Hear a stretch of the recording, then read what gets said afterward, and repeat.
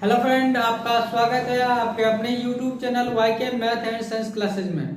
आज हम अपने संविधान का तीसरा दिन है, इसमें पढ़ेंगे भारतीय संविधान के विदेशी स्रोत और प्रस्तावना। पिछले दो वीडियो में आपको अनुसूची बताया अच्छी तरह से और आपको बताए थे अनुभाग, तो उसमें से आप देख लीजिएगा, बहुत ही महत्वपूर्ण है दोनों टॉपिक। उसमें बार बार क्वेश्चन आता। सेकेंड भाग में आपको अनुसूची को ट्रिक के माध्यम से बताए थे ना। पहले भाग में क्या किया, अनुसूची को पूरा डिटेल से आपको समझाते प्रत्येक को, इसमें किसमें भाषा है, कौन सा भाषा, वो अच्छी तरह बताया गया था। दूसरे भाग में आपको क्या किए थे, ट्रिक के माध्यम से सिर्फ अनुसूची को बताए थे, कौन सा अनुसूची से संबंधित, सिर्फ उतना ही बताए थे। लेकिन पहले वीडियो में आपको पूरा बताया गया था ना। दूसरे वीडियो में साथ क्या अनुसूची के साथ साथ आपका क्या किया था, भाग 22 भाग का भी ट्रिक बताए थे। तो आज हम देखेंगे भारतीय संविधान के विदेशी स्रोत और प्रस्तावना। पूरा वीडियो को देखिएगा और अंत में आपका इससे संबंधित कुछ क्वेश्चन करेंगे। यदि आप सभी क्वेश्चन का जवाब दे देते तो इसका मतलब क्या, आपका ये वीडियो से दोबारा आपको क्या होगा, इसे देखने की जरूरत नहीं है। इसलिए आप क्या कीजिए, पूरा वीडियो जरूर देखें और अंत में जो भी क्वेश्चन पूछेंगे उसे आप क्या कीजिए, कॉमेंट जरूर कीजिएगा। तो देखते हैं फर्स्ट, तो आपका भारतीय संविधान के विदेशी स्रोत और प्रस्तावना भी देखेंगे साथ साथ। तो भारतीय संविधान जानते हैं क्या, विश्व का सबसे बड़ा लिखित संविधान है। ये अपने आप में बना, ये बहुत से देशों से कुछ ना कुछ लिए हैं। तो वो हम देखेंगे किस देश से क्या क्या लिया। तो सबसे पहले देखेंगे संयुक्त राज्य अमेरिका। हम जानते हैं विश्व में सबसे पहला लिखित संविधान किस देश का था, तो अमेरिका का था। और यहाँ याद रखना 1789 में, 1789 में अमेरिका का संविधान लागू हुआ था, 1789 में, जो कि विश्व का सबसे पहला लिखित संविधान है अमेरिका का। अभी हम बात करें सबसे बड़ा लिखित संविधान, तो भारत का, क्योंकि भारत ने पूरा सभी बहुत से देशों से लेके बनाया ना, तो यानी सबसे बड़ा कह सकते हैं। तो यहाँ देखिए अमेरिका का अधिकार, तो यहाँ पर देखना है जो ये लागू हुआ था 1789 में, इसमें क्या कहा था, तो महिलाओं को संपत्ति का अधिकार दिया गया था। जिसे क्या था, जो होता माता पिता, उसमें क्या होता है, जो उसके संपत्ति में महिलाओं को भी संपत्ति का अधिकार दिया गया था। अमेरिका का संविधान 1789 जब लागू हुआ था। तो इसमें याद रखना मौलिक अधिकार, अमेरिका और अधिकार, मौलिक अधिकार याद रखना। अमेंडमेंट, संविधान की सर्वोच्चता, मतलब संविधान ये सबसे ऊपर है। क्या ये अमेरिका के संविधान से लिया गया कि संविधान ये सबसे ऊपर है। और फिर न्यायपालिका की स्वतंत्रता, मतलब न्यायपालिका स्वतंत्र है, न्याय जज जितना भी होता है वो सब क्या आपका स्वतंत्र है। फिर हम देखेंगे प्रेसिडेंट, मतलब राष्ट्रपति, वाइस प्रेसिडेंट, एससीजी मतलब सुप्रीम कोर्ट जज, एससीजी मतलब हाई कोर्ट जज, ये सबको हटाने की प्रक्रिया जो है वो भी अमेरिका के संविधान से लिया गया। बहुत से चीजें लिया गया, यहाँ से देखेंगे। और वित्तीय आपात, इसमें 3 प्रकार का आपात पढ़ेंगे, वो आपका पूरा बता चुके हैं, आपका पूरा संविधान अच्छी तरह करवाएंगे। तो इसके लिए आप हमारे चैनल को लाइक शेयर और सब्सक्राइब जरूर करें। और यहाँ देखेंगे आप, यहाँ पर देखिए कह सकते हैं राष्ट्रपति को कैसे हटाया जाता, इसमें पढ़े थे महाभियोग लगाया जाता, वो हम पढ़ेंगे जब राष्ट्रपति पूरा डिटेल पढ़ेंगे। तो महाभियोग के द्वारा राष्ट्रपति उपराष्ट्रपति को हटाया जाता है। अब हम देखेंगे ब्रिटेन, जिसको हम इंग्लैंड भी कह सकते हैं, इंग्लैंड।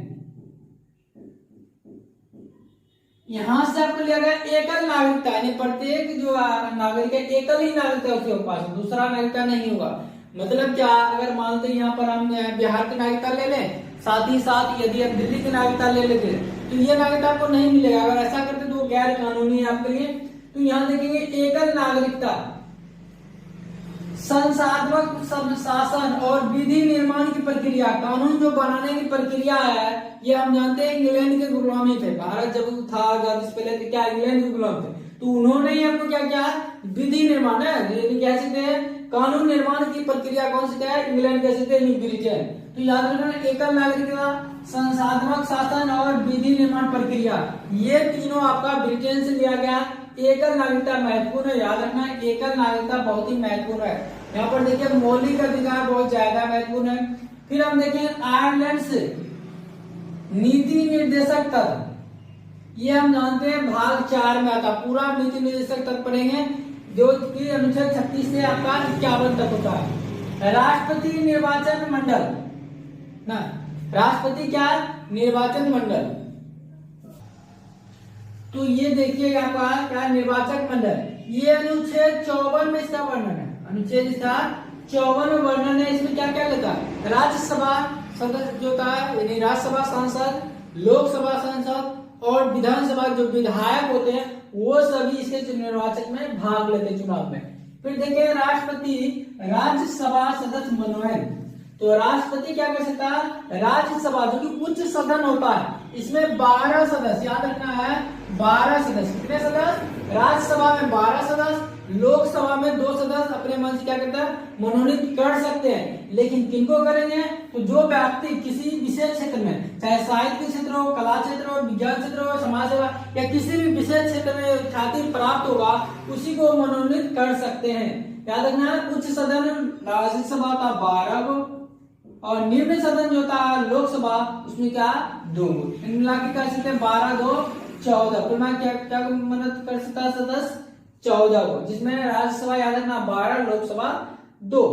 अब हम देखेंगे ऑस्ट्रेलिया के संविधान से क्या लिया गया। तो यहाँ पर याद रखना, देखिए ऑस्ट्रेलिया में आधा 100 होता ना, तो प्रस्तावना में आधा 100। तो क्या हो गया हमारा, याद रखना ऑस्ट्रेलिया से क्या होगा, प्रस्तावना की भाषा लिया गया भारतीय संविधान में, कहां से, ऑस्ट्रेलिया के देश से।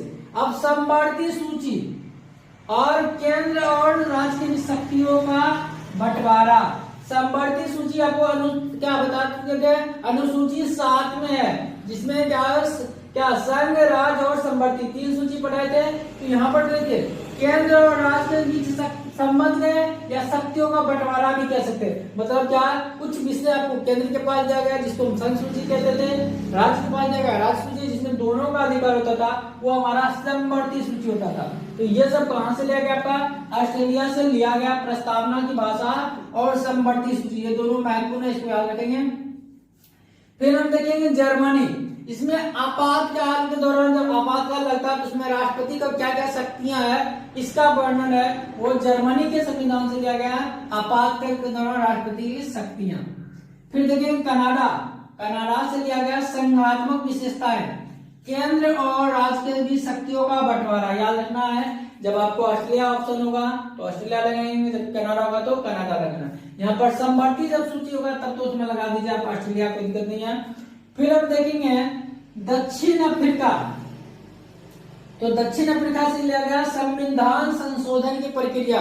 हम जानते हैं भारतीय संविधान बन के तैयार हुआ था आपका, वो पूरा डिटेल बताएंगे भारतीय संविधान कब बन के तैयार, कब इसकी पहली बैठक हुई, दूसरी बैठक कब हुई, अंतिम बैठक कब हुई, पूरा बताएंगे वो वीडियो। तो आप पहले अब जो बता रहे हैं वो देख लीजिए। तो यहाँ संविधान संशोधन की प्रक्रिया आपको बताया गया था भाग 20 और अनुच्छेद 368। याद रखना है अनुच्छेद 368 क्या आपका संविधान संशोधन प्रक्रिया से संबंधित है और ये भाग 20 में इसका वर्णन है। और संविधान संशोधन याद रखना कहां से लिया गया, दक्षिण अफ्रीका से लिया गया, साउथ अफ्रीका से लिया गया आपका संविधान संशोधन की प्रक्रिया। अब हम देखेंगे सोवियत संघ, रूस से याद रखना मौलिक कर्तव्य भी बताया था आपको। 42वां संविधान संशोधन 1976 में जोड़ा गया था, किसके बताते हैं, सरदार स्वर्ण सिंह समिति की अनुशंसा पर जोड़ा गया था। क्या 4 का क, भाग कौन 4 का क और अनुच्छेद कौन 51 का क। इसमें आपको 11 को मौलिक कर्तव्य के बारे में बताया गया है। नेक्स्ट हम जापान देते हैं, अंत में आपका जापान है, यहाँ से विधि द्वारा स्थापित प्रक्रिया का उल्लेख किया गया, विधि द्वारा स्थापित प्रक्रिया का उल्लेख किया गया, जापान के संविधान से लिया गया। यहाँ आप क्या देखिए, भारतीय जो है संविधान के विदेशी स्वरूप देखिए ना, यहाँ मतलब कहां से कौन सा लिया गया। अब हम देखेंगे कि प्रस्तावना बता चुके थे, साथ में प्रस्तावना पर भी लगे, इसमें ज्यादा नहीं पढ़ना है। तो प्रस्तावना जानते होंगे, हम भारत के लोग जो होता है ना, वो आपका क्या होता है, प्रस्तावना होता है, उसका केंद्र बिंदु क्या होता है, हम भारत के लोग, भारत के लोग ही उसका केंद्र बिंदु होता है, इसको याद रखेंगे। तो देखेंगे प्रस्तावना सबसे पहले बताए थे कहां से लिया गया, तो ऑस्ट्रेलिया से लिया गया था। ये आधा 100 से बोलते थे ऑस्ट्रेलिया, याद रखना। प्रस्तावना कहां से लिया गया, तो ऑस्ट्रेलिया के संविधान से लिया गया। इसे संविधान की कुंजी कहा जाता है, इसे क्या कहता है, संविधान की कुंजी या कुंजी पटल कहा जाता है। इसको कन्हैयालाल मुंशीलाल, कुछ पूरा नाम था, तो कन्हैयालाल मुंशीलाल जी ने इसको कहते हैं संविधान की कुंजी। और संविधान का मूल ढांचा कहा था केशवानंद भारती ने। संविधान का मूल ढांचा किसने कहा था, तो केशवानंद भारती ने इसे क्या कहा था, संविधान का मूल ढांचा कहा था। संविधान का आत्मा याद रखोगे तो वो था क्या आपका संवैधानिक उपचारों का अधिकार, जो क्या अनुच्छेद आपका 32 से संबंधित है। इसको क्या अंबेडकर जी ने क्या कहा था, संविधान की आत्मा कहे थे। तो अभी तक देखिए तीनों चीज पढ़े। क्या आपका संविधान का मैग्ना कार्टा बताते हैं, मौलिक अधिकार को क्या कहते हैं, मैग्ना कार्टा कहते हैं। संविधान की कुंजी क्या पढ़े, प्रस्तावना पढ़े। संविधान का मूल ढांचा क्या होगा, प्रस्तावना होगा। संविधान की आत्मा क्या होगा, संवैधानिक उपचारों का अधिकार, अनुच्छेद 32, इसको भीमराव अम्बेडकर जी ने कहे थे।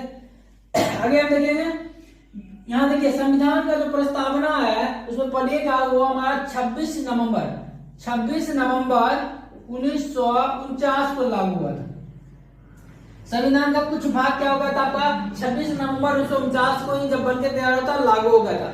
लेकिन पूर्ण संविधान कब लागू हुआ, 26 जनवरी 1950 को पूर्ण संविधान लागू हुआ। इसलिए क्या होता है 26 जनवरी को प्रत्येक वर्ष क्या मनाते हैं, गणतंत्र दिवस मनाते हैं। आगे हम देखेंगे, देखिए 42वां संशोधन 1976 में हुआ था। इसमें बता चुके बहुत सा सुधार किया गया था इसमें, इसलिए इसको मिनी संविधान भी कहते हैं। 42वां संशोधन जो था उसको लघु संविधान भी कहा जाता है।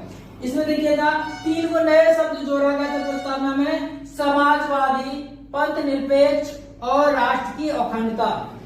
3 नए शब्द याद रखना है, 3 शब्द पूछा जाएगा कि समाजवादी, पंथ निरपेक्ष और राष्ट्र की अखंडता भारतीय संविधान की प्रस्तावना में किस वर्ष जोड़ा गया या कौन से संशोधन में जोड़ा गया, तो 42वां संशोधन 1976 में।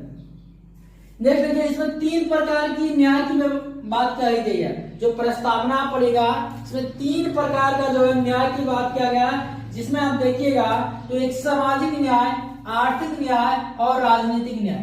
3 प्रकार के न्याय कौन कौन, सामाजिक, आर्थिक और राजनीतिक न्याय की बात किया गया था। और स्वतंत्रता की बात करेंगे तो इसमें 5 प्रकार की स्वतंत्रता का बात किया गया था। 5 प्रकार का कौन कौन देखेंगे, विचार, अभिव्यक्ति, विश्वास, धर्म और उपासना।